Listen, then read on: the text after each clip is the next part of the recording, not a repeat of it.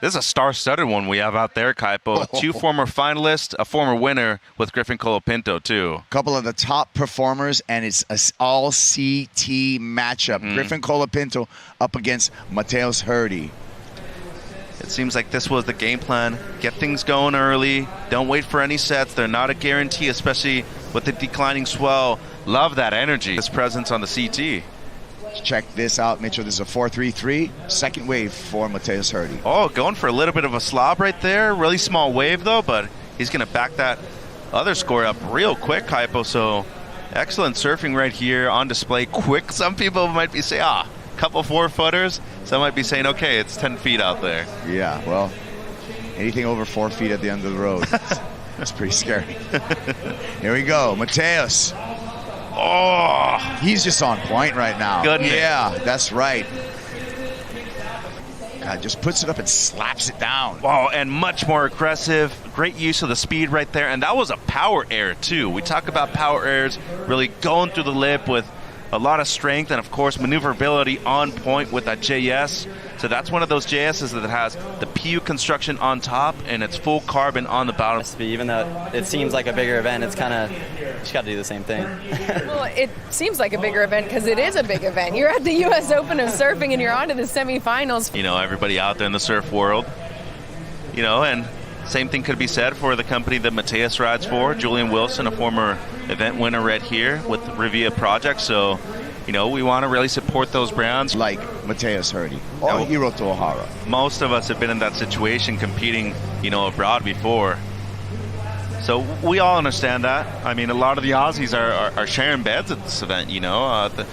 It makes it really fun, and it makes it even more satisfying once you actually make it to the top level. Bro, that does not sound like fun. Griffin Colapinto, I guarantee you, he gets his own room because he deserves a big slash on the back for Griffin Cola trying to get back into this heat, currently in a combination, and it's a fairly significant combination. Catch too many waves. Try to do too much sometimes, too. Exactly, especially when you're in the lead like he is right now. Great answer from Griff. First turn was okay. The second turn, excellent. That is high-quality surfing right there from the last year's runner-up to the world title, former champion back here, to be able to really do that at the elite level, Kaipo. Split peak. Keep it with the left with Griffin Colapinto. Colapinto pops it up, gets caught up, unable to put it down. Good attempt, though. And split peak, Herdy did have a quick wave in and out, so that ain't going to change anything. Yeah. So did he get on that trend? He got on that trend before Haushi did, right? Well, yeah. No, Haushi already did that, but he did that just because I think he went through an avatar phase. Oh, okay. I feel like a lot of us went through an avatar phase. I feel like he's still going through the avatar phase. I've been trying to bend air every single day. And as we paddled out from under the pier and we came into view, the whole crowd just went ballistic. It was amazing. I've never heard anything like it. So that was a real special memory. And then I was in the final against Shane Horan. And I thought I was like doing really well. And then the whole crowd erupted. Shane had done a backside 360 and beat me to win the final. But it's just such a great event. I think it represents California heritage and culture. Here's Griffin Colapinto's 7-point ride. Yeah, and an amazing air on the outside right there. A lot of control, bigger section for Griff too. And this just goes to show the experience that he has of being pressured in bad situations in these heats. I mean, he needed 14 points from the very start of the heat, Kaipo. He was up against the ropes. Mateus did an amazing job. And this is actually a little airbender stuff right here too, Kaipo. The little front flip in the short break for Griff. Having a ton of fun, it seems. But this air on the outside, this is world-class surfing right here, Kaipo. In front of Mateus too when he's paddling back out. Former winner Griffin, made 2 finals in the past year at the Open and has great memories. But so far, these CT guys, man, they are hard to really defeat. And you can just see, big smile on the face, goes for the front flip. No extra points, unfortunately, for that. Do anything and have the fall if you do get the opportunity. Griff. Intelligent Kipes. All right.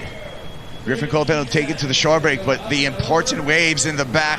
It was looking so dark for him at the beginning half of the heat, and he came back in brilliant form. 7.83, 7-point ride. I think he's actually going to improve upon his overall score total. We are not surprised to see Griffin standing on the glass, but you were comboed within the first 6 minutes. Can you break it down for all aspiring pro surfers, how you held your composure and managed that heat? Yeah, it was funny that start. Like Mateus was just like in this crazy rhythm where like everywhere he went, a wave would come to him, and I was kind of like 10 feet away from him, and I just wouldn't be in the spot. And I was like, what? There was a moment where I'm like, what? And then I had to like refocus. So like, no, like so much time. Like there hasn't even been a proper set yet. Just like positive self-talk my way back into it.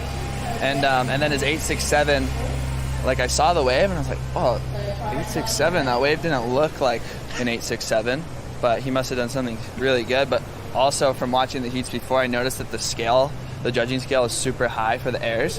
And so when I did get my air section where I needed the 6.6, I knew I didn't need to go like for anything crazy. And I just did the stock standard air reverse and got the 7. So it's just a little bit of, experience there. Yeah. Love it. So analytical. And I just want to know from you, any remorse? We love seeing your name in the draw, but any remorse watching these Challenger Series surfers grind it out and you come in and start to take a lion's share of the points? Oh, for sure. That's something that I have a hard time with, is like when I compete against friends or, in situations like this, it's like, kind of like, but I mean, the people I've come up against, like Jackson just came off a semis, so it's like, okay, he's got semis at least. Herdy's on tour. I'm like, okay, Herdy's on tour. I was just hoping I wasn't going to come up against like Cade or one of our boys from SC in a man-on-man, so kind of worked out that I mean, I would have loved to have Cade in the quarters right there, but yeah, so it's always kind of a funny one there. To be the best, you got to beat the best. How good would it feel to take home a second US Open win? Oh, it feels incredible. I mean, this event's so iconic, like going so far back in the history. So, yeah, to have another win here would be insane, and it would be back-to-back because last time I did it, I won. So that would also be really cool. I know Kanoa's got that going on. But, yeah, but the waves have been so much fun. So, yeah, we're loving it. Looking sharp. All the best, Griff. One more thing, too. I want to shout out to Mayhem, Matt Bullis Surfboards. Lost Surfboards. Boards have been working great. I rode 6.0s in the last days when it was really big, 6.0 driver 3. And then Matt and I just came out with a new model called the Griffin, and that's the board I just rode in that last heat. It's a 510, more of like made for wave pools and like conditions like this where it's kind of like shoulder high. It goes really fast through the flats and stuff, but still releases in the lip. So yeah, I'm really psyched to be riding my new model out there. Get your orders in, guys.